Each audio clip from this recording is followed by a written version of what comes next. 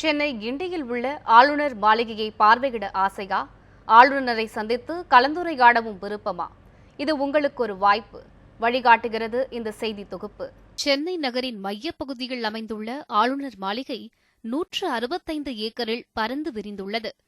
மக்கள் இதுவரை கண்டிராத பல முக்கிய இயற்கை அம்சங்கள் ஆளுநர் மாளிகையில் உள்ளன. 120க்கும் மேற்பட்ட தாவர வகைகள், அழகிய நீர்நிலைகள், 80க்கும் மேற்பட்ட வகையிலான பறவைகள் என இயற்கை எழில் சூழ்ந்து காணப்படுகிறது. அவற்றை சாதாரண மக்களும் கண்டுகளிக்கும் வகையில் பொதுமக்களின் பார்வைக்காக ஆளுநர் மாளிகை திறக்கப்பட்டுள்ளது. வாரம் 3 நாட்கள் ஆளுநர் மாளிகையை பார்வையிடலாம். ஆனால் ஆன்லைனிலேயே இதற்கு பதிவு செய்ய வேண்டும். ஆன்லைனிலேயே விண்ணப்பிப்போருக்கு தகவல் அனுப்பப்பட்டு 2 மணி நேரம் பார்வையிட அனுமதிக்கப்படுவர். எல்லாத்தையும் பார்த்துருப்பீங்க, டிவி சேனல்ஸாக பார்த்துருப்பீங்க.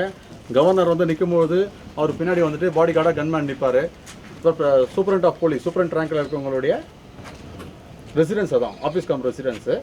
இது அதே இடத்துல பார்த்தீங்கன்னா லெஃப்ட் சைடு வந்து பார்த்தீங்கன்னா இங்கே வந்து கொஞ்சம் கவர்மெண்ட் ஒர்க்லாம் கொஞ்சம் போயிட்டுருக்கு. அதனால் உள்ளே நம்ம போக முடியாது. இப்போ வித்தின் ஃபியூ டேஸ் இதை எக்ஸிபிட் பண்ண போகிறோம்.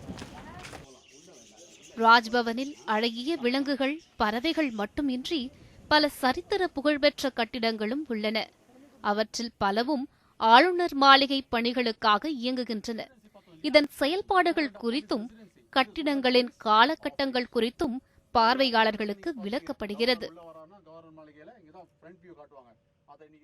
இது வரைக்கும் நாங்கள் பார்த்ததில்ல. ஸோ உள்ளே என்ன இருக்கும் அப்படின்னு சொல்லி தான் ஃபர்ஸ்ட் டைம் நாங்கள் வரோம். ஸோ இப்போ தான் ஒரு ஐடியா கிடைக்குது ராஜ்பவனுக்குள்ளே என்ன இருக்கும் அப்படின்னு. இது ஆக்சுவலாக ஒரு நல்ல எக்ஸ்பீரியன்ஸ். ஸ்டூடெண்ட்ஸ்க்கு வந்து என்னென்ன இருக்குன்னு ஓரளவுக்கு தெரிஞ்சுக்க முடியும். பார்வை நேரத்தின் கடைசி கட்டத்தில் மக்கள் ஆளுநரை சந்தித்து பேசவும் வாய்ப்பளிக்கப்படுகிறது. மும்பை ராஜ்பவனில் தினமும் கண்டுகளிக்கும் மக்கள் தங்களின் மகிழ்வான தருணங்களை குறிப்பிட்டதால்தான் சென்னையிலும் மக்கள் ஆளுநர் மாளிகையை கண்டுகளிக்க ஏற்பாடு செய்ததாக தமிழக பொறுப்பு ஆளுநர் வித்யாசாகர் ராவ் தெரிவிக்கிறார். This place belongs to the common people. It is not the governor and only the government. When common people come, they will give some suggestion to us, and particularly this Rajbhavan is located in the midst of the town. இளைஞர்களுக்கு வரலாற்றை விளக்கும் வகையிலான அருங்காட்சியகம், 3D வசதி கொண்ட அரங்கம் ஆகியவற்றை கொண்டுவர உள்ளதாகவும் தமிழக ஆளுநர் குறிப்பிட்டார்.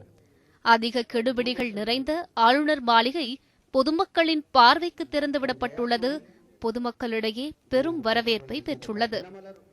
ஒளிப்பதிவாளர் சுரேஷுடன் கிருத்திகா கண்ணன், நியூஸ் 7 தமிழ், சென்னை.